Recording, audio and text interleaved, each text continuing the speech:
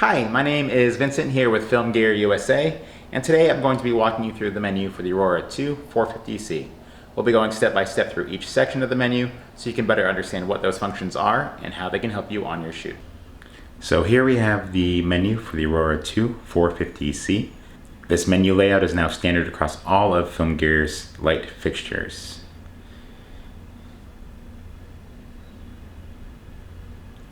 We have CCT, HSI, gel, scene, control signal for setting DMX and Bluetooth options, and general settings. To navigate, you just scroll on the wheel, or you can use the touchpad.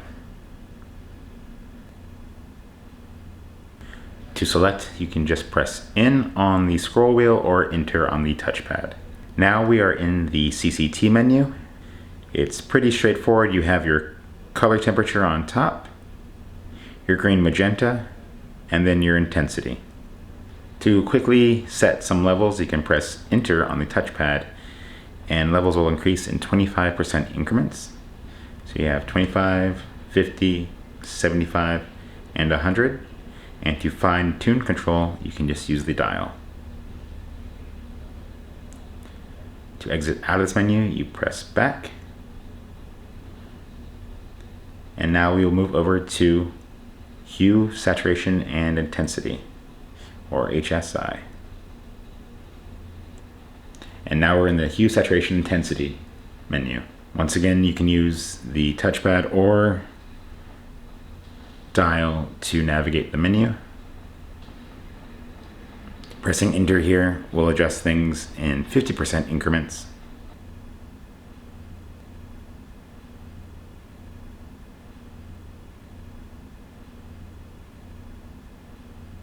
And we can press back and we'll move over to the gel menu.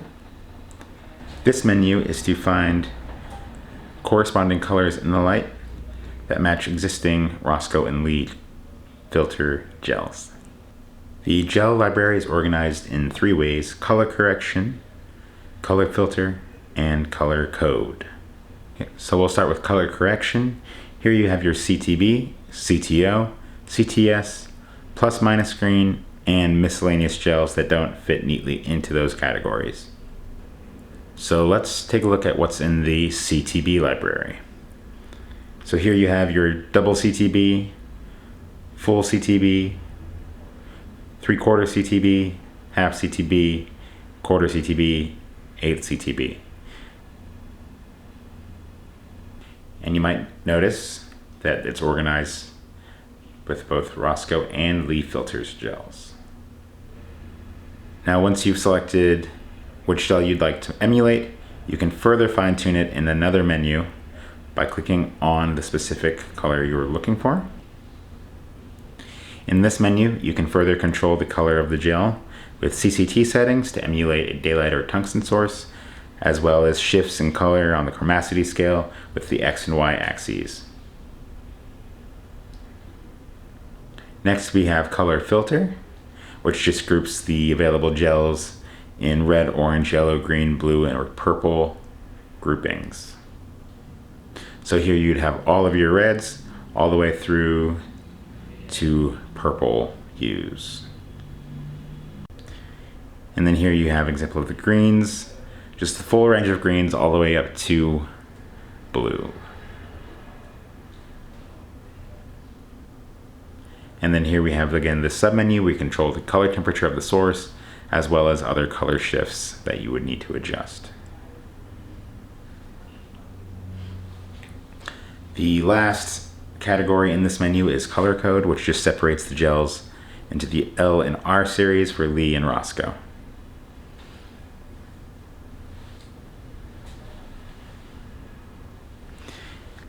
This is just the full library of all the gels available in the light. Next, we're going to go to scenes. This is the pre-programmed effects section. So we'll start with the party. Here you have your speed button, which just controls the speed at which the colors change. And then the saturation, adjust the saturation of those lights that you cycle through. And obviously intensity. Next we'll move on to candle. This one again pretty straightforward, it's just emulating the flicker of a candle where you can adjust the speed as well as the warmth and coolness of that source, and then intensity again. Now we'll move out of that menu and we'll move into clouds passing. This is a very subtle effect with just very slow changes in light levels to emulate overhead cloud cover.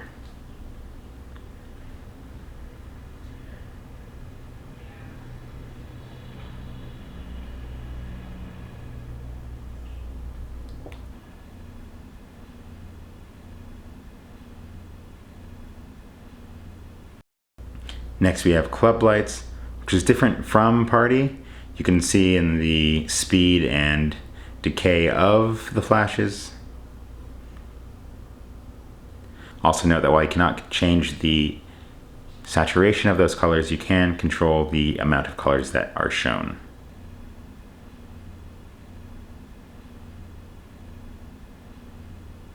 So here we have 3 types of colors, 9 types of colors, and all the way up to 24 colors. Next we have color crossfade.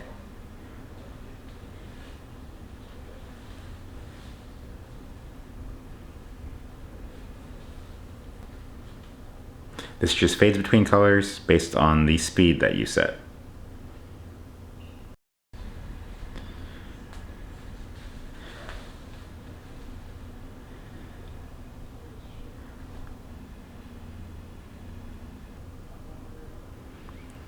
Next up is cop car.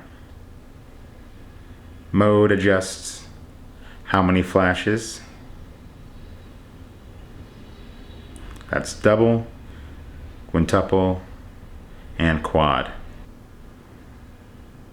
You can adjust which colors are there with blue red, blue, blue white, amber, blue amber, red amber, and just solid blue and solid red.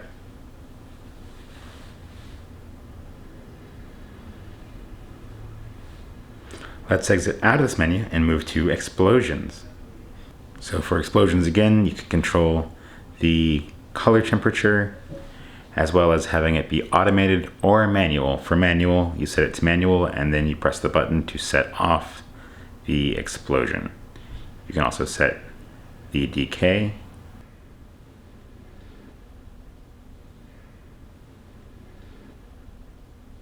We will now move on to the fire effect, which is different from the candle. It's a bit faster of a flicker, a bit more smooth of a light. You can have a colder fire or a warmer fire. We'll exit out of that and move on to the next one, which is fireworks. As you can see on the 450, this uses both sides of the panel, and on the 220, it would just be the entire unit. You can set colors, white and colors, and intensity.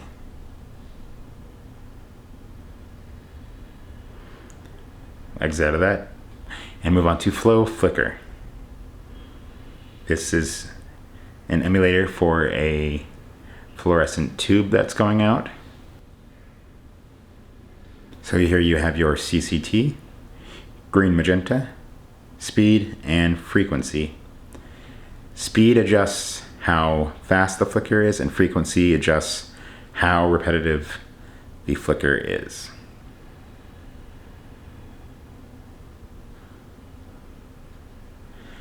Up next is lightning.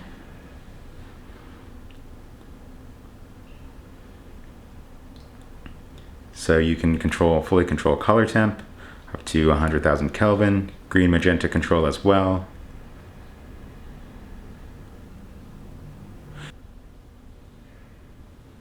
Density controls how many flashes there are, and frequency controls how often those flashes occur.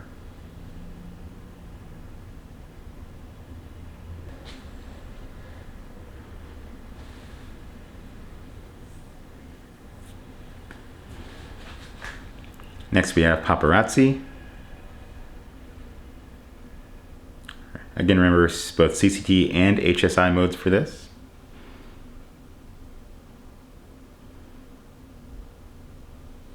So you have full control, of course, over the color of those flashes. The thing to note here is the flash type, where we have both modern and bulb flashes.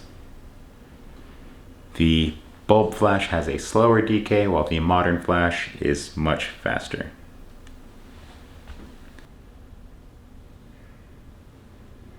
And then, of course, with frequency, you can control how fast those flashes occur. This is what bulb looks like at a faster frequency.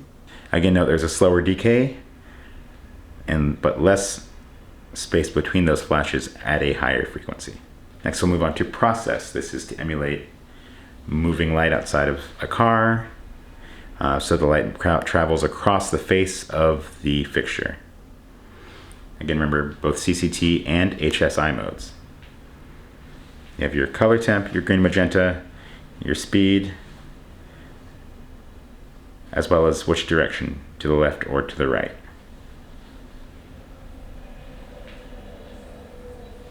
We'll exit out of that and move on to pulsing. Note again the CCT and HSI options. We will choose CCT for now. And here you have just a slow pulse. Here we can control the speed of that pulse as well as the frequency of it. Note here that span controls the speed of the pulse, and frequency controls the space between pulses.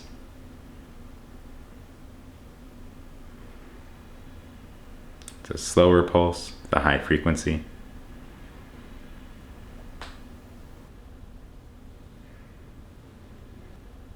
And we'll exit out of this menu and move on to strobe. Again, full control on color, available in CCT and HSI, green magenta control.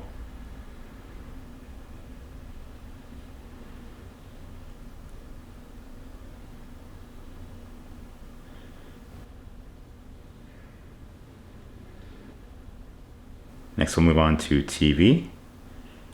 This is to emulate the light coming off of a TV, so it's mostly just abrupt changes in levels.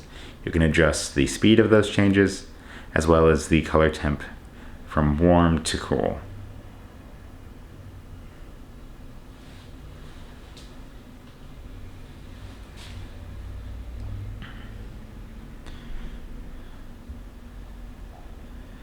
The last effect we have is welding, which is an alternating flicker where you can control the color all the way up to 100,000 Kelvin, green magenta of course, as well as setting the high end and the low end of that flicker.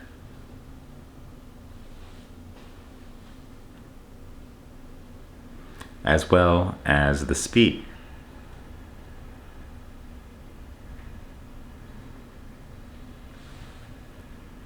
And that concludes our walkthrough of the basic menus on the Aurora II.